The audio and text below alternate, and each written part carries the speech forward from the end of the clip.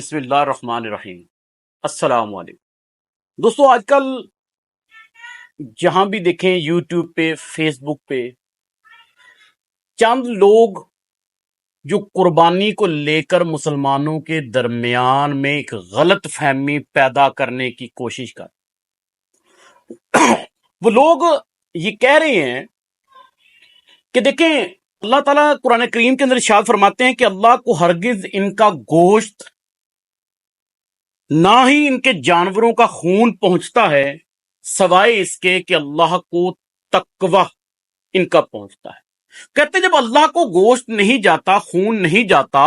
تو سال کے بعد لاکھوں جانوروں کی قربانی کیوں دینی؟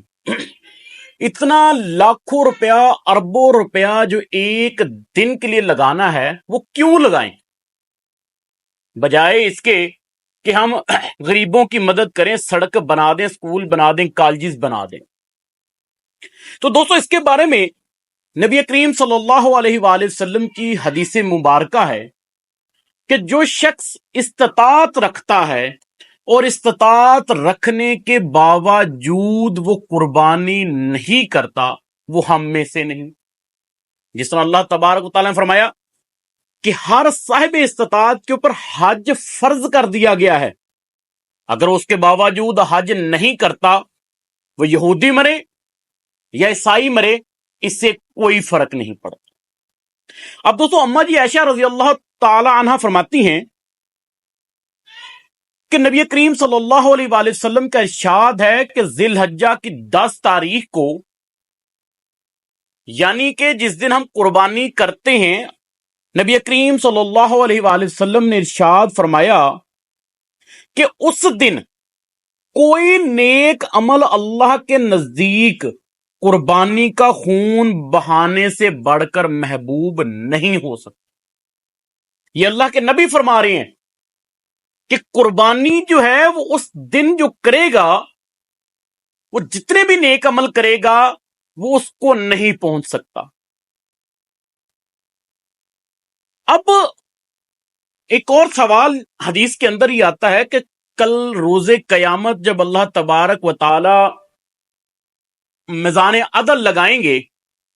تو وہ لوگ جنہوں نے اللہ کے رستے کے اندر قربانی کی ہوگی، وہ اپنے ان جانوروں کی سینگوں پر، ان کے کھروں پر لے کر آ رہے ہوں گے اللہ کی بارگاہ کے اندر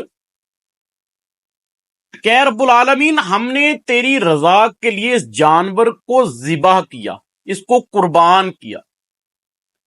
قربانی بیسک طور کے اوپر اللہ تبارک و تعالی سے اظہار محبت ہے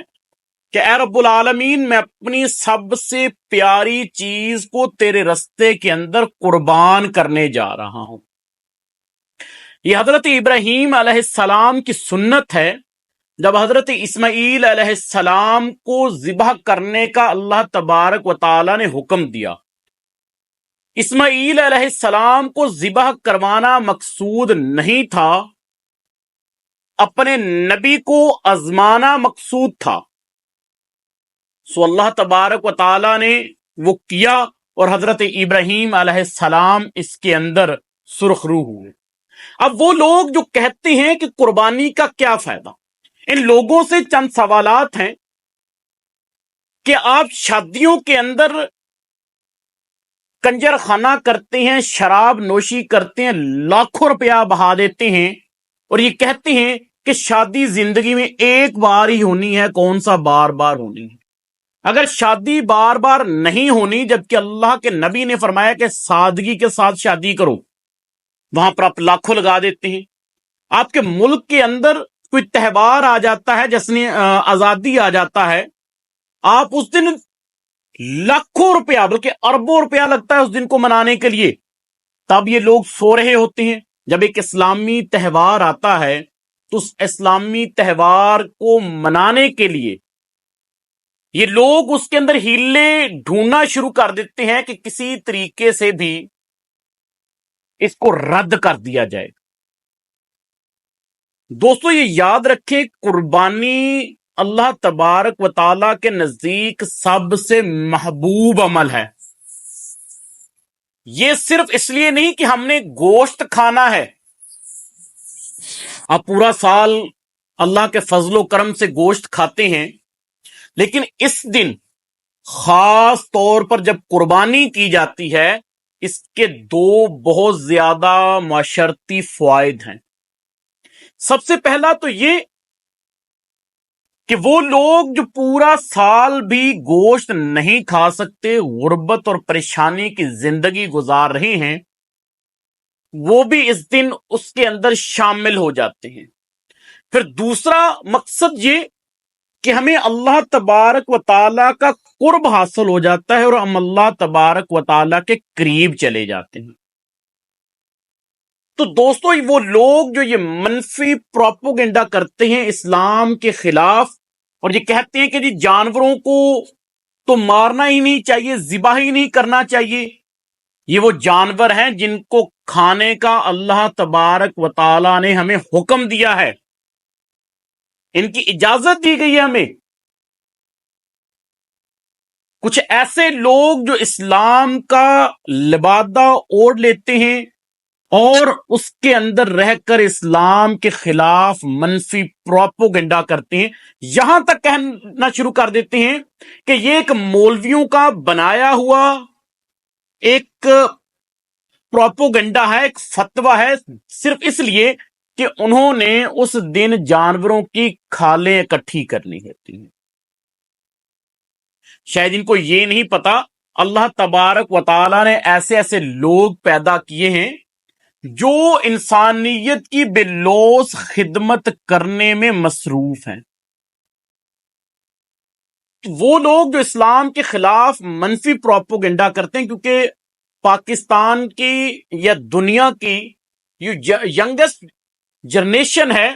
وہ فیس بک، یوٹیوب، ٹویٹر ان کے اوپر موجود ہے، اور ان کو ورگلانا زیادہ آسان ہے کیونکہ ان کے پاس دین کا علم موجود نہیں ہے.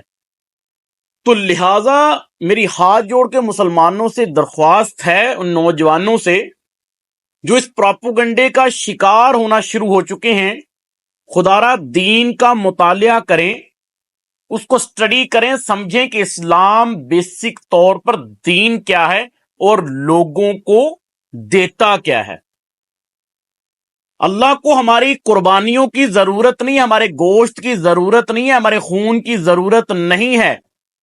اللہ کو تو ہمارے تقوی کی ضرورت ہے کہ ہم اللہ کے حکم کی تعمیل کرتے ہیں یا نہیں کرتے. تو لہٰذا وہ لوگ جو اس کے خلاف پروپیگنڈا کرتے ہیں،